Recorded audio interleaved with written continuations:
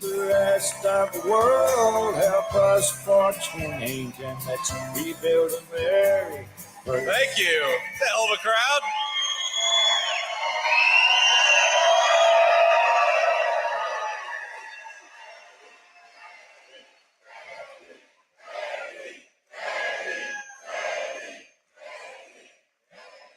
Thank you. It is great to be here with you in Holland, Michigan, and I've got some good news. In 7 short days, we're going to make Donald J. Trump the next president of the United States. That's pretty fun.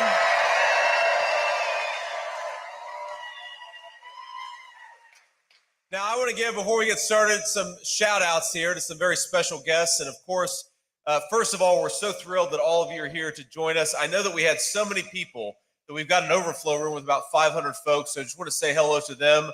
Sorry you guys couldn't get in, but get out there and vote, and let's help us win. And the next time we come back to Michigan, we'll do it in a bigger venue. I want to thank, first of all, we've got Congressman Brian Mast of Florida. Brian, where are you at? Where's Brian at? Brian's backstage. Give Brian a big round of applause. Thank you, Brian. There he is right there. All right, we got State Representative Matt Hall. Matt, where are you at? Thank you, Matt, for your leadership. Appreciate what you're doing. The great Michigan GOPer, Pete Hoekstra. Pete, thank you so much, man. And Diane, lovely to see you. We've got members of President Gerald Ford's family here. Say hello, Ford family. Thank you, guys. Beautiful crew. And we've got, of course, the beautiful family. There's too many of them to name, but the beautiful family that owns this business and is hosting us today. Thank you all so much for having us. You're great people, and we're thrilled to be here.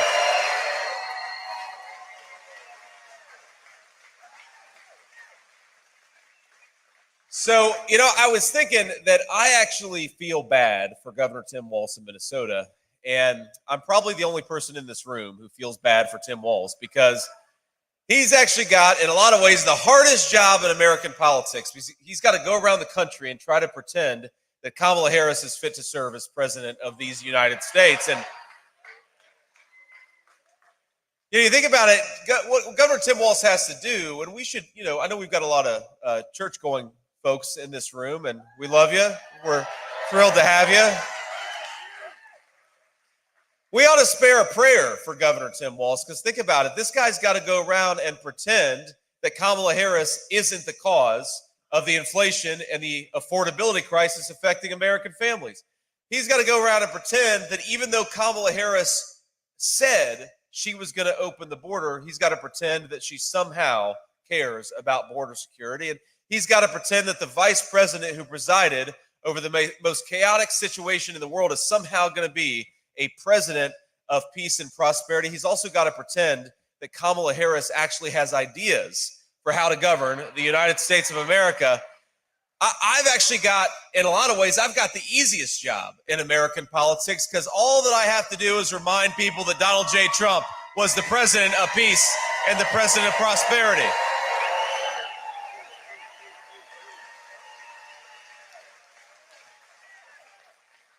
I get to remind people that when Donald J. Trump was president, inflation was at 1.5%. That's pretty good. I get to remind people that when Donald Trump was president, we had the fastest rising take-home pay in a generation in the United States of America. And I get to remind the American people that when Donald J. Trump was president, the border was secure and our country was safe.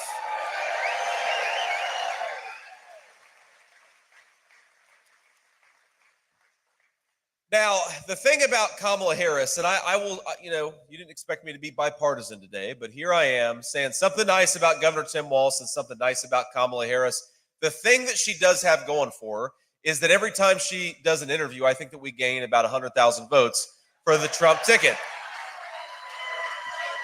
And the reason is because Kamala, when she doesn't have a teleprompter in front of her, she actually sometimes, by mistake, will tell the truth. Because the entire narrative of Kamala Harris's campaign is that she has nothing to do with the policies of Joe Biden, even though she's the sitting vice president of the United States. The narrative of the Kamala campaign is that she had nothing to do with the rising inflation, even though she cast the deciding vote on trillions of dollars of new spending. Even though Kamala Harris came into office bragging that she was going to undo Donald Trump's border policies, she has got to somehow convince the American people that she had nothing to do with it, even though there's clips of her on TV saying that she wanted to undo Donald Trump's border policies. So that's the truth about Kamala Harris. Kamala Harris is more of the same, more of the broken border policies, more of the unaffordable groceries and unaffordable housing, more of the broken leadership. And I think that we ought to say to Kamala Harris, you are fired. Go back to San Francisco where you belong. We want a real president.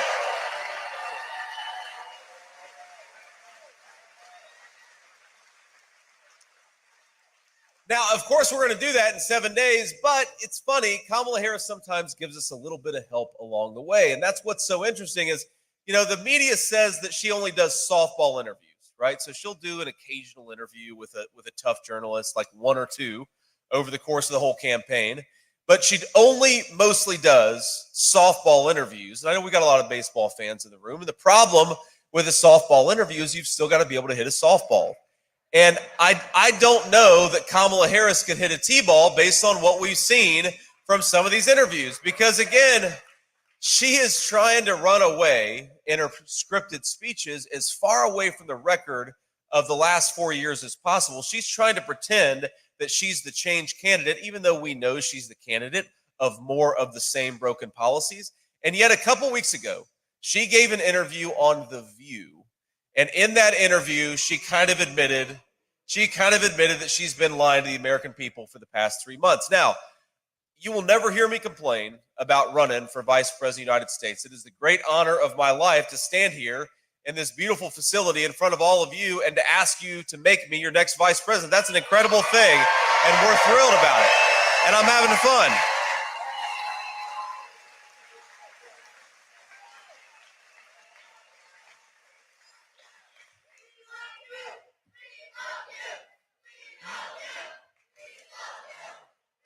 Thank you. I love you too. Ladies, beautiful. Thank you all. Well, look, here's the one complaint that I'll make is that sometimes as an act of public service, I will watch Kamala Harris on programs like The View so that you don't have to. It's what I'm willing to do. This is a life of service that I've chosen. And a couple weeks ago, she gave an interview that I think really actually blew up her entire campaign because the interviewer said, "What would you have done differently over the last 4 years?" And Kamala Harris says, "Well, nothing comes to mind." Now think about this. She's been running away for the last 4 years, her entire campaign, but in one 15-minute segment, she said nothing comes to mind that she would do differently from Joe Biden. Now, I will say in her defense, that could very well be the slogan of the Harris-Walz campaign. Harris-Walz, nothing comes to mind, because when she...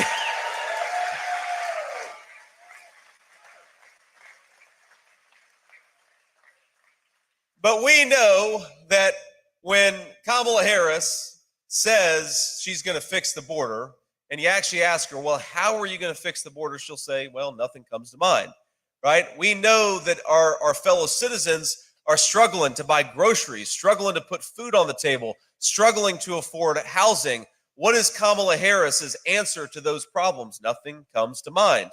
And this is true of nearly every problem we're confronting as a country, and we can laugh and we can have a good time. And by the way, I think that we're having a lot more fun on the Trump campaign than the Harris campaign is having right now.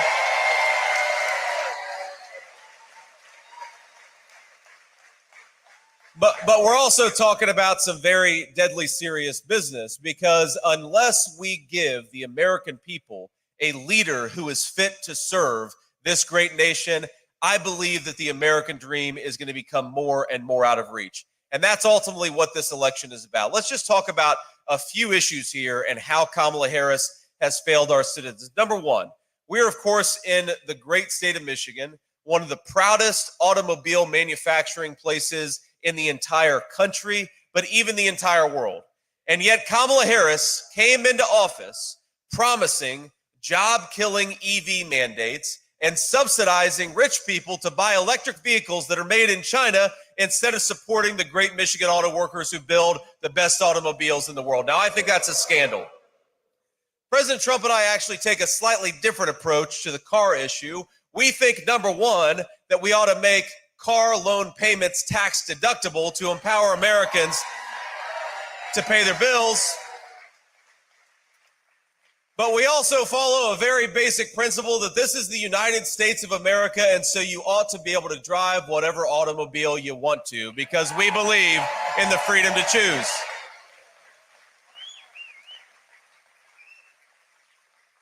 We've already seen multiple automobile plants just in the last couple of years headquartered in this great state that have shed hundreds or even thousands of jobs. I believe Stellantis laid off about 2,500 workers. I believe Ford has laid off about 1,500 workers. The Michigan automobile manufacturing industry is suffering because we've got a leadership who looks out for Chinese-made EVs but doesn't look out for Michigan auto workers. And I make you a promise, when Donald J. Trump is back in the White House, Michigan auto workers will have a friend and a fighter in the Oval Office. We're going to make Michigan car making great again.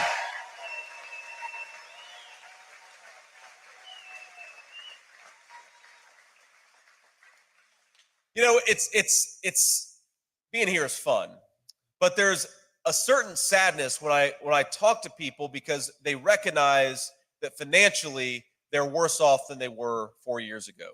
I think the excitement that we feel in this room is excitement in the knowledge, hope in the knowledge that we can do a lot better in the United States of America. But there are a lot of our fellow citizens out there who are struggling financially in a very big way. Now, I'm 40 years old. I actually turned 40 just a couple of months ago, right after I became the VP nominee. And I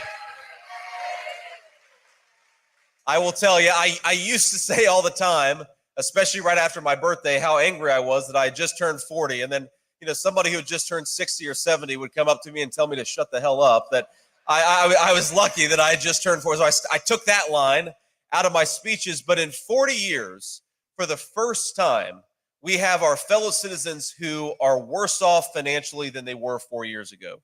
And, you know, sometimes politicians can make this stuff more complicated than it needs to be. A very simple question, especially to the swing voters all over the state of Michigan, is, are you better off than you were 4 years ago? And for most of us, the answer is no. So here's a very simple proposal. Rather than doubling down on the failed policies of Kamala Harris, let's go back to the strong leadership, the prosperous leadership of Donald J. Trump, and let's unleash.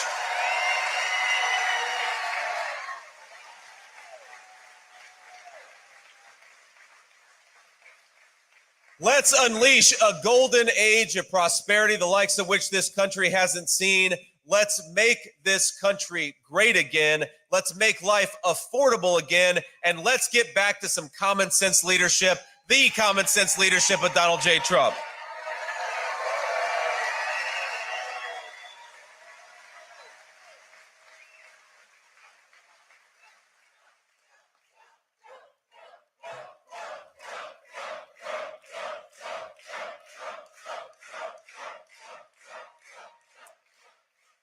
So for the swing voters at home, I just want to walk through a few of the ways in which things have gotten much worse for the common people of our country.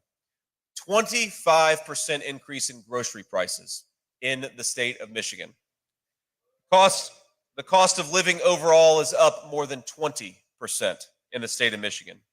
Inflation under Kamala Harris has cost the average Michigan family $29,000. And at the current pace, it's costing the average Michigan family over $1,000 a month. Think about this. You're paying more than $1,000 a month just to afford the basic necessities, the things that you could have afforded for much less when Donald J. Trump was president of the United States. Home prices in Michigan are 41% higher under Kamala Harris's leadership. And importantly, and this one really worries me because this suggests our fellow citizens are hurting, credit card delinquencies are up over 9% in this country. That means a lot of our fellow citizens cannot afford to pay their bills. So for a lot of the folks at home, the people who are watching the clips, it's very, very simple. We have got two choices in this country. We have got the pathway of higher grocery prices, higher housing prices, a wide open southern border, and then we've got the Donald J. Trump pathway of peace, prosperity, and an affordable American dream. In 7 days, let's choose the pathway of peace and prosperity.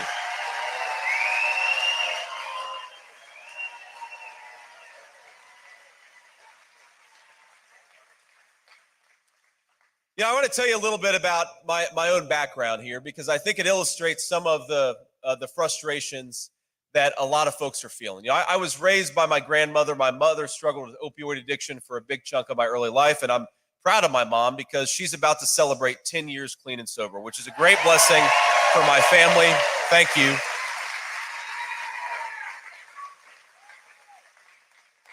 But I remember when I was a kid, and sometimes times were especially tight.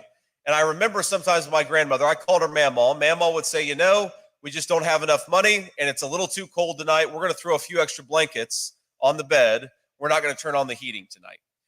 And I know there are a lot of Michigan families, and I know it gets even colder in Michigan than it does in my home state of Ohio. A lot of Michigan families who are going to be worried about whether they can turn the heat on in the middle of a cold winter night.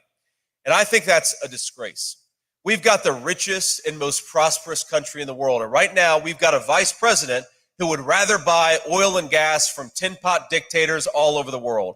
I say we make energy more affordable for American citizens. We drill, baby, drill, and give everybody the right to turn on their heat in the middle of the night.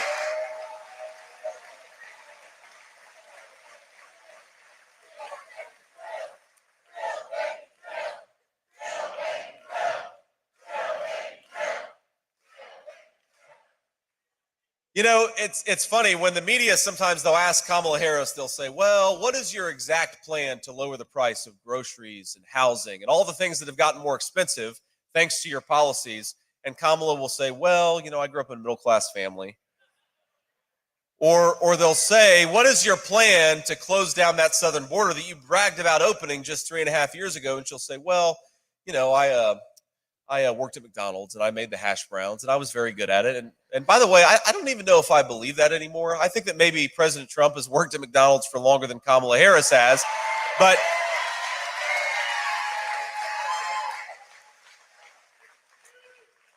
what does it say about Kamala Harris? And what does it say about the kind of vice president she has been and the kind of president she would be, that she cannot answer simple questions about what she plans to do as president of the United States? And one of the things that I think it says is that Kamala Harris is not so much a candidate as representative of a broken machine in American life. She doesn't so much want to be the president. She wants to just follow orders, I believe, from the same people who have broken our country over the past 20 years. Think about it. How can Kamala Harris, who is a member of the political party that has governed this country for the past 20 years with the brief interruption of 4 years of Donald Trump's leadership, how is it possible for her to stand on a stage and blame Donald J. Trump for the very things that she has done? You do that when you don't have any ideas, and you do that when you have no idea what you want to do as president of the United States. And set to the side any policy disagreements that we have with Kamala Harris. I am terrified about having a person like that sit in a room with Vladimir Putin and Xi Jinping if she cannot answer friendly questions from the friendly American media. How can we possibly expect her to negotiate on our behalf in front of the world's worst people? We can't.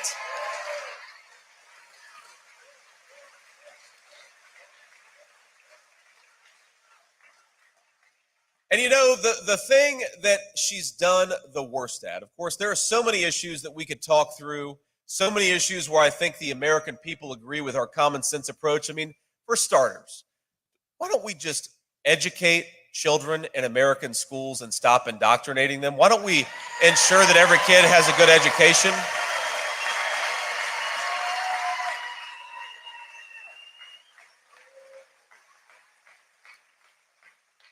When we we've got 1.7, $1.8 trillion deficits every single year. Why is it that Kamala Harris wants your tax money to fund sex changes for illegal immigrants? That's pretty crazy. So we could go through so many issues, so many areas where Kamala Harris has failed, but I think there's no issue where she's failed more significantly than what's going on at the American southern border.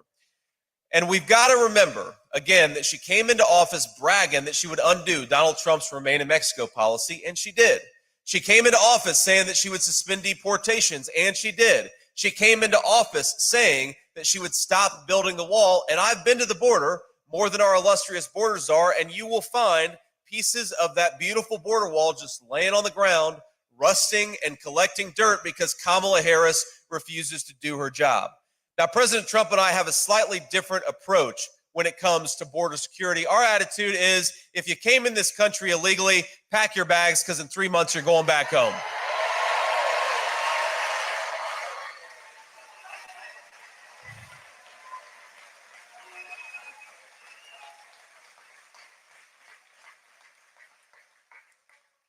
There are 425,000 illegal alien criminals in the United States of America today.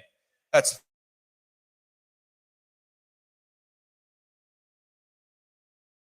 twice the size of the United States Marine Corps, people who shouldn't be in this country who have committed violent crimes. We've got 85,000 children in Michigan public schools who are the children of illegal aliens. And of course, we know that a lot of those students don't even speak English. Now, what happens to the quality of a Michigan school when you have thousands upon thousands of children who don't even speak English? We know what that means. The guidance counselors and everybody else have to distract resources from the children of American citizens to focus on the children of people who shouldn't be here. And that makes everybody's education worse off. We know that hospital wait times in the state of Michigan have skyrocketed because we've got illegal aliens at our emergency rooms getting health care and getting put in line in front of American citizens. And I don't begrudge, by the way, any illegal alien for wanting a better life, for wanting to have a good life in the United States of America. But number one, you've got to come through the proper channels and you've got to come in the right way.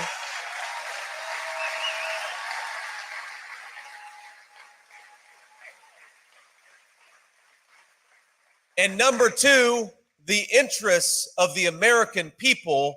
That is what the American president serves. We've got to have an American president who puts our citizens first, puts their interests first, and spares their compassion for the kids in the United States of America that don't have good health care, don't have good access to education because Kamala Harris won't do her job.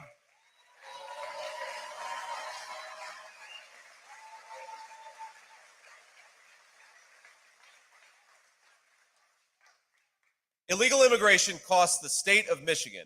Now, I'm not talking about federal money because there's a lot of federal money between Medicare fraud, Social Security fraud going to illegal aliens, and certainly we know the housing and welfare benefits that illegal immigrants collect. Michigan is spending $1.1 billion per year to deal with the border crisis of Kamala Harris. And I think in so many ways, this election is very simple. It's a very simple principle that when Donald Trump was president, things were going pretty well. And now that Kamala Harris is running the country, things are going pretty poorly. So I'd like you to think about it in this way. Kamala Harris, when we're talking about the border, Kamala Harris broke it, and Donald Trump will fix it.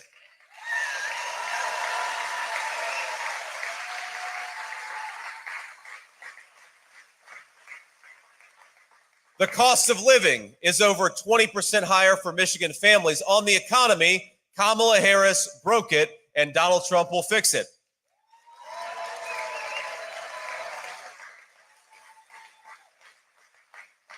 We've got a record number of our people dying of fentanyl overdoses that was imported by the Mexican drug cartels. I think that we ought to use the U.S. military to go after those drug cartels and stop the flow of this poison into our country.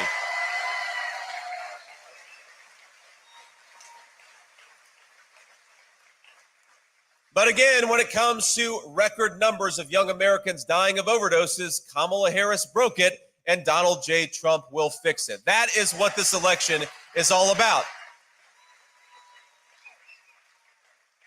Now, look, you don't have to agree with me on everything. You don't have to agree with everything that Donald Trump, every policy viewpoint of me or President Trump. You don't have to agree with everything that we say. But I think most Americans, most fair-minded people would look at the past 4 years, compare it against the successful leadership of Donald Trump and say, look, Donald Trump built a great economy. He secured the border. He did so many good things. Kamala Harris broke it. Now let's put Donald Trump back in there to fix what Kamala Harris has broken.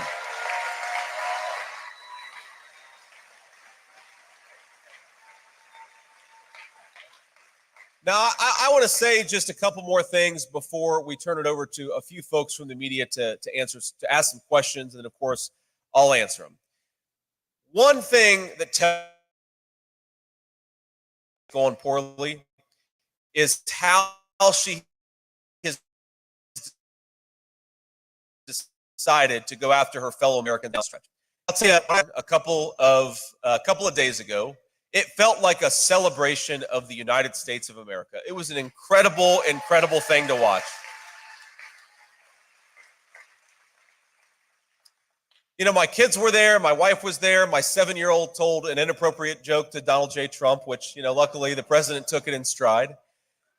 We had great singers, we had American business tycoons, and of course we had our favorite president. And it just felt like a lot of people were thrilled to be there to celebrate the United States of America, our history, and most importantly, what our future could hold if we fix the broken leadership. That's all that Madison Square Garden was about a couple years ago. Sorry, I mean a couple days ago. But here's what Kamala Harris and her team have decided to do over the last couple of days. They've decided to compare Donald Trump's rally in Madison Square Gardens to a literal Nazi rally almost 100 years ago in this country. They've done it. You can go watch the clips yourself. Even though I believe Bill Clinton just a few short years ago accepted the Democratic nomination in Madison Square Gardens when a bunch of people who just want to close down the border and get back to affordable prices gathered to celebrate the future of our country, they called us literal Nazis. That is the Kamala Harris strategy down the stretch. And I want to ask a couple of things. The first thing I want to ask is for us to not take the bait. And here's what I mean by this. I asked for this. Donald J. Trump, he asked for this. But our fellow citizens, whoever they're ultimately going to vote for, we love our fellow citizens and we want to have a better life. I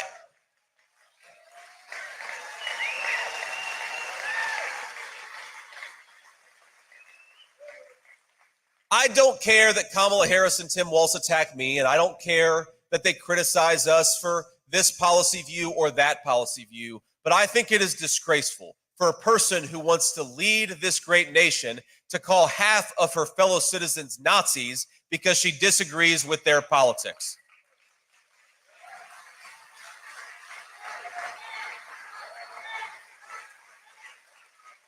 At Madison Square Gardens, and I assume that Kamala Harris doesn't know that, at Madison Square Garden that night, there was a 94-year-old Holocaust survivor who is about as MAGA as it gets, and he was there to support Donald J. Trump. How dare Kamala Harris call that brave man a Nazi?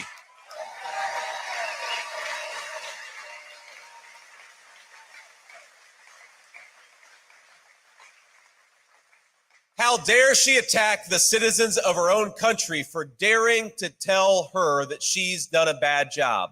How dare she call her citizens, her fellow citizens, racist for wanting to secure the southern border? How dare she call us fascists for wanting more affordable groceries for our children? Kamala Harris, if you want to look at the face of disloyalty to the United States of America, look in the mirror. Don't attack your fellow citizens for loving this country enough to fight for it.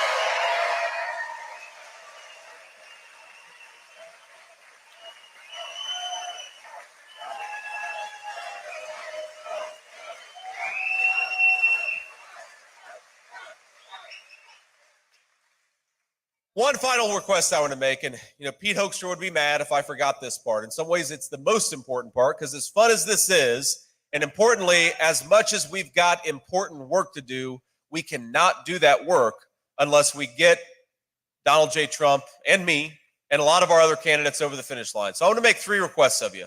3 requests. First of all, I want you to go to this website called swampthevoteusa.com.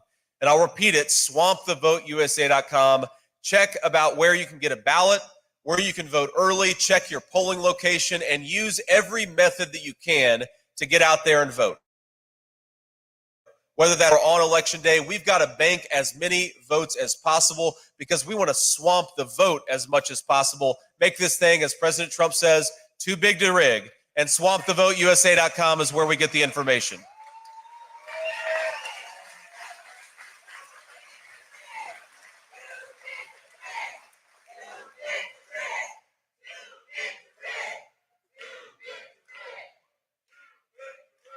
The second request I want to make is for everybody, and I see a lot of you got your phones. Take out your phone and take a photo before we wrap. And again, we'll have a little bit of time because I'm going to take some questions from reporters and post on social media, send texts around, make some phone calls. Just talk about why you're voting for Donald J. Trump.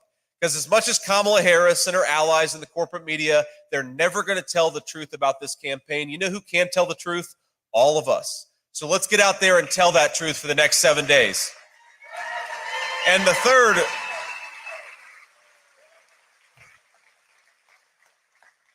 request I'm going to make is that I want every single person in this beautiful facility, every single one of us, to get out there and vote 10 times. And here's what I mean. I mean vote 10 times the legal way.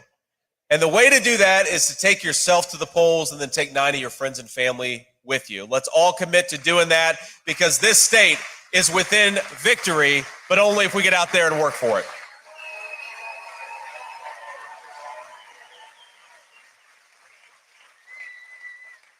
So let me take a few questions from the reporters, and then I'll leave you all with a final thought. But I really appreciate y'all being here. And now, we'll do what Kamala Harris refuses to do, which is just take questions from the American media. Sir. Yeah, Senator Vance, Sam Lanster from Fox 17, the local Fox affiliate here. This area of Allegan County is traditionally votes Republican. And when you were most recently here at the Berlin Raceway in Marne, that is also an area here that's traditionally Republican. Is that the strategy of your campaign kind of in this final stretch here in this part of the state to kind of energize, more target specifically, your voter base? No, I think our strategy is we want as many people out there, just to put it very simply. This is going to be like a John Madden football commentary. You remember John Madden? He'd always say, well, the Bengals really need to score more points than the Eagles to win this game. It's like, all right, thanks, John. Our strategy is to get as many votes as possible from wherever we can get them. It's very simple, actually. And look, yes, we're in an area, obviously, with a lot of loyal Republicans. But we're also, I guarantee there are a lot of Democrats and independents in this room who are sick of the garbage and want to get back to common sense. So we're going to get everybody to the polls. But if you look at just where I've been in Michigan over the last couple of weeks, where President Trump has been in Michigan, I mean, I was in a couple of pretty blue or at least purple areas of Wisconsin yesterday. The president and I are going everywhere. We're going to the urban areas. We're going to the suburban areas. We're going to the rural areas because we think that every vote of every American citizen counts, and we just want people to have a better life. It's very simple. That's the message.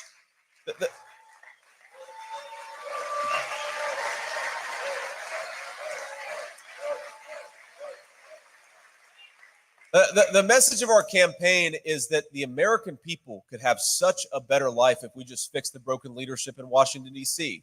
Kamala Harris broke it. Donald J. Trump will fix it. That's why we got to win in 7 days. Thank you. Next question. Thank you, Senator. Josh Albertus, WZZM 13. Our in-person statewide early voting period started over the weekend here in Michigan. It's the first one we've been required to have for a general election under the state constitution. At first, a few years ago, some early voting like absentee voting, many in your party were skeptical of it, but now we've seen signs about mail-in early voting around the room and at other events on the trail. What do you think may have been the turning point when have been for portions of your party in this year's campaign to embrace it? And what would you say to people who may still be skeptical about those systems? Well, look, I understand the skepticism because I think a lot of Americans would rather have election day rather than election season. But as President Trump has said, it is what it is. And you can't have one campaign trying to take advantage of every opportunity to vote, that being the Kamala Harris campaign. If that's going to happen, then the President Trump campaign has got to take advantage of every opportunity to vote too. And that's all that's happened. Is I think that, you know, you don't have to agree with the particular change, but you've got to accept the rules as they're actually set for the game. And the rules for this game is that we need to bank as many votes before Election Day as we can. So get out there and vote early, vote often, and that's simply our message. Next question. Hi, Senator Vance. This is Elizabeth Mitchell from the Daily Signal. Former President Trump has said that he would ban transgender procedures for minors without parental consent. Would the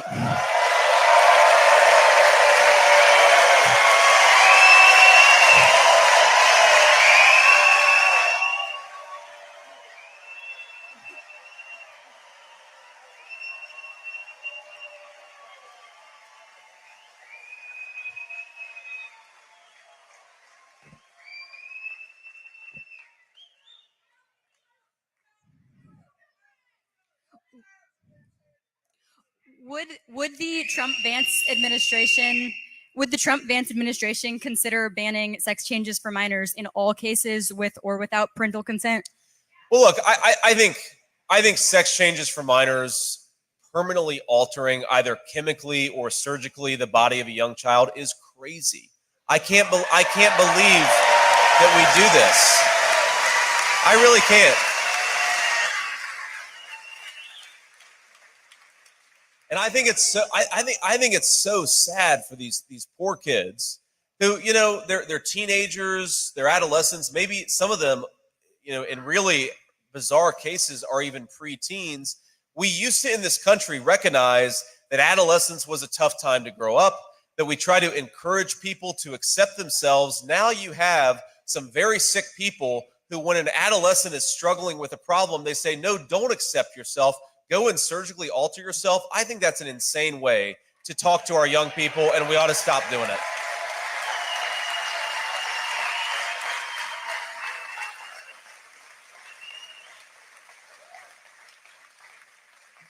We'll do one more question. Senator Vance, Rick Albin at Wood TV. Across the 7 battleground states, you and Donald Trump lead.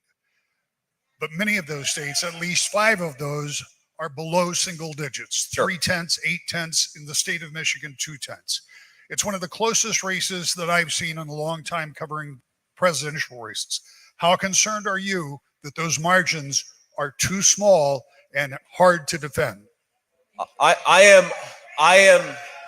am extremely concerned that those margins are too small, which is why I'm here telling everybody to get out there and vote as much as you can. Get your friends and family to the polls. This is not, it raises a good point. I mean, knock on wood, because I'm a little superstitious here, but look, we are in a very, very good place in this race. I really do believe that Donald J. Trump is going to win the state of Michigan and become the next president of the United States.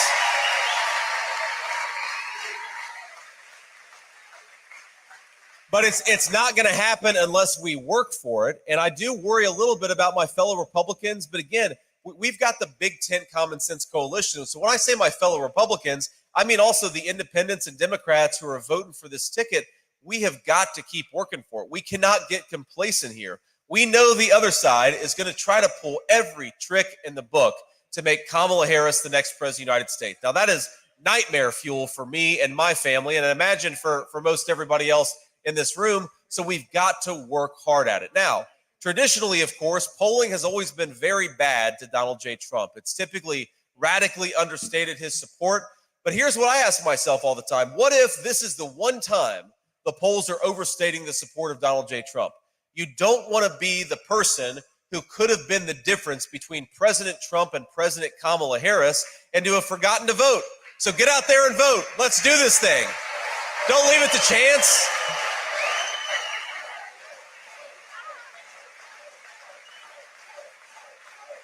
Because here's what it's ultimately at stake. And I want to remind you, as you're working hard over the next 7 days, and again, we've got plenty of room and plenty of space for people who want to volunteer, who want to phone bank. But the most important thing you can do is to get your friends and family who would vote the right way, make sure they actually get out there and get to the polls. Because a lot of folks, what we see right now is that Democrats are not getting their people who don't vote that often. Those people are staying at home for the Democrats. The people who are going to vote for Donald Trump but don't always vote all the time, we got to make sure they get out there and get to the polls. That's really the name of the game. But we got to remember, this is not about beating the Democrats for its own sake. As much as fun as it will be to beat Kamala Harris and the Democrats on November the 5th, trust me, I'm going to enjoy it more than any person in this room. Why are we trying to beat the Democrats in this election? It's to give the American people the leadership that they deserve. That's what this is ultimately about.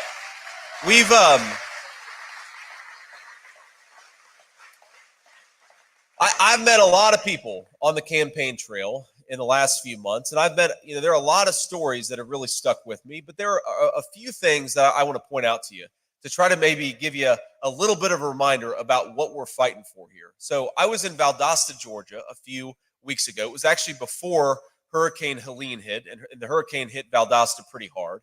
And I was in what the sheriffs called the interdiction room, where they got all the drugs and all the illegal guns that they had captured from the Mexican drug cartels, and they put it all in this room. And it's, bags upon bags of marijuana. There's illegal guns on the table. There's pills. There's fentanyl. There's meth. There's everything in this room.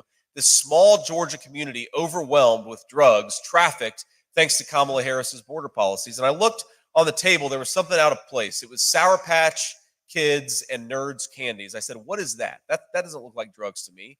And the sheriff said, yes, sir, that actually is drugs, because the Mexican drug cartels have figured out that if they disguise the illegal drugs to look like child's candy, they can traffic it into our country much easier.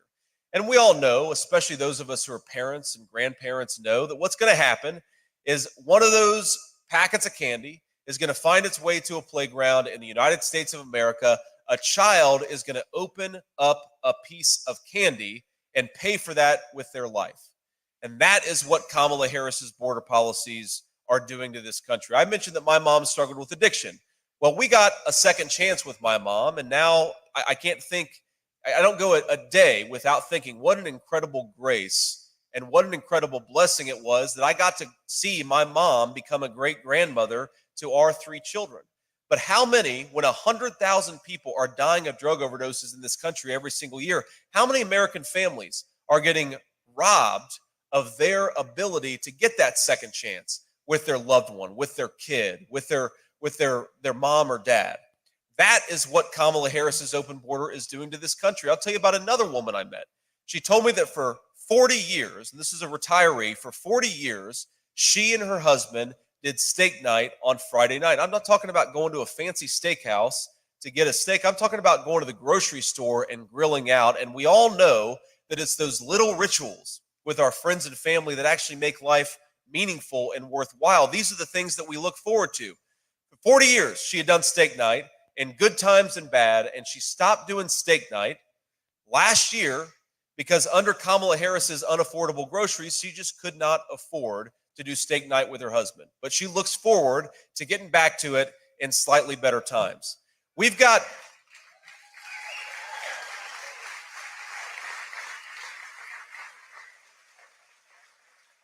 our fellow citizens are losing their loved ones to drugs that are coming across the southern border. Our kids are growing up in communities that are less safe. Our retirees are unable to afford family rituals like steak night because of the broken leadership of Kamala Harris. What we get an opportunity in 7 days, my friends, is to give the American people a president who will fix what Kamala Harris has broken. We got 7 days to go. Let's get it done. God bless you guys. Thank you for having me. We'll see you soon.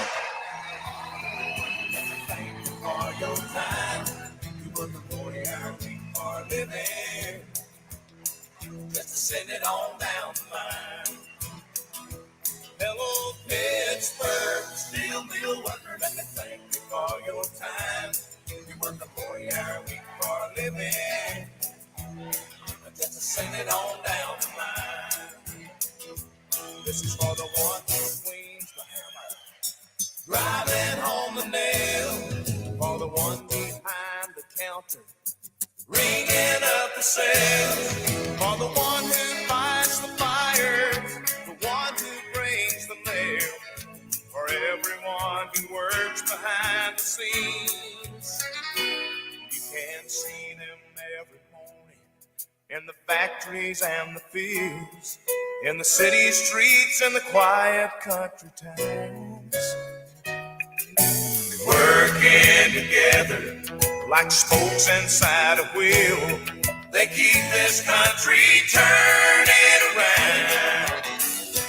Hello, Kansas, Wheatfield farmer, let me thank you for your time. You work a 40-hour week for a living, just to send it on down the line.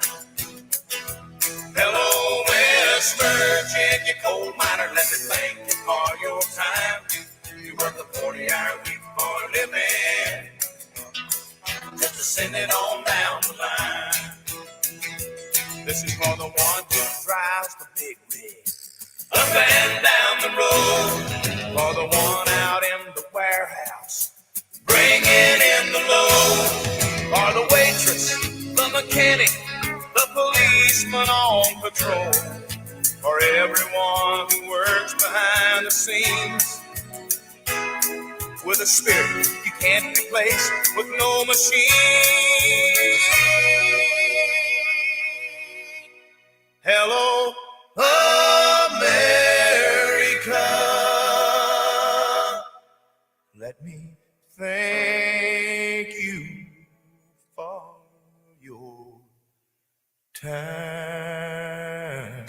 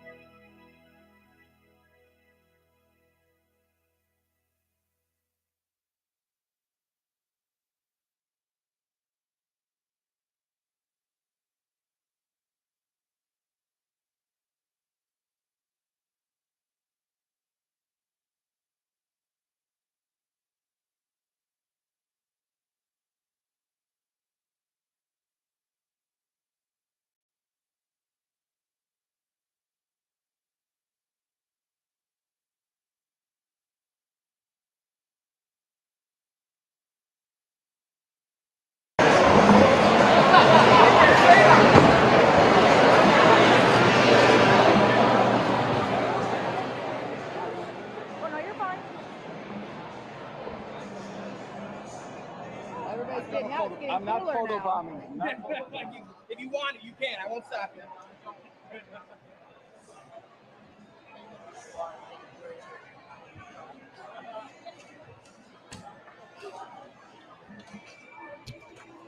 See how much cooler it's getting? I know. Literally instantly getting I cooler. feel a breeze. Oh, thank the heavens.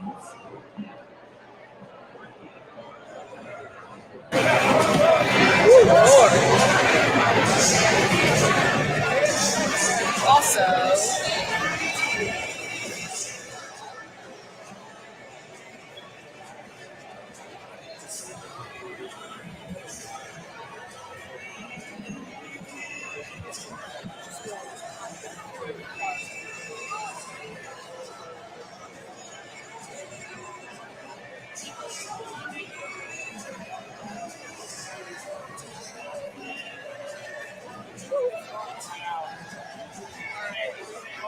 don't hate me. Can I just get you to take a picture of me, like kind of like with that in the background or something like that? I'm just gonna fake like I'm talking. I'm here in Martin, Michigan. It is super hot in this area. We are talking to JD Vance again, who is here to encourage Michiganders to vote red for the upcoming presidential election. And it's very hot here. I hope this is the last rally that we have to cover. Okay, cool. Okay, so 7 days before what's expected to be the most voted on presidential election.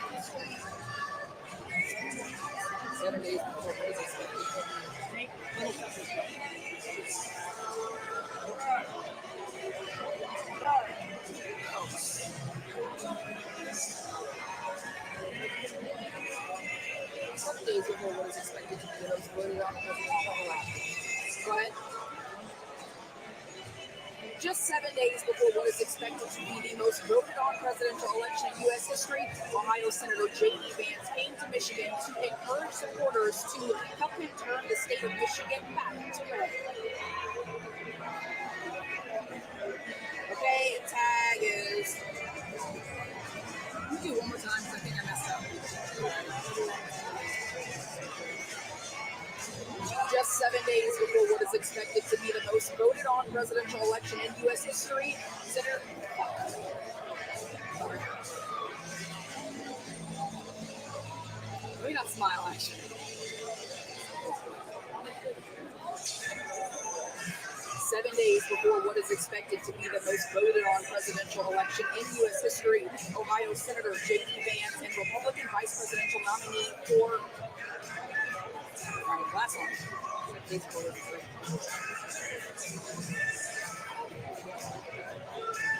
7 days before what is expected to be the most voted on presidential election in U.S. history. All right, let's go on. 7 days before what is expected to be the most voted on presidential election in U.S. history, Ohio Senator JD Vance spoke to Michigan supporters about how they can help him and former President Donald Trump turn the state of Michigan back to red. Tag is coming up in our evening newscast. We will hear from JD Vance, several other politicians. All right, go ahead. Coming up in our evening newscast. We'll hear more from JD Vance as well as other state politicians and some local supporters. Reporting in Holland, Precision Stevenson.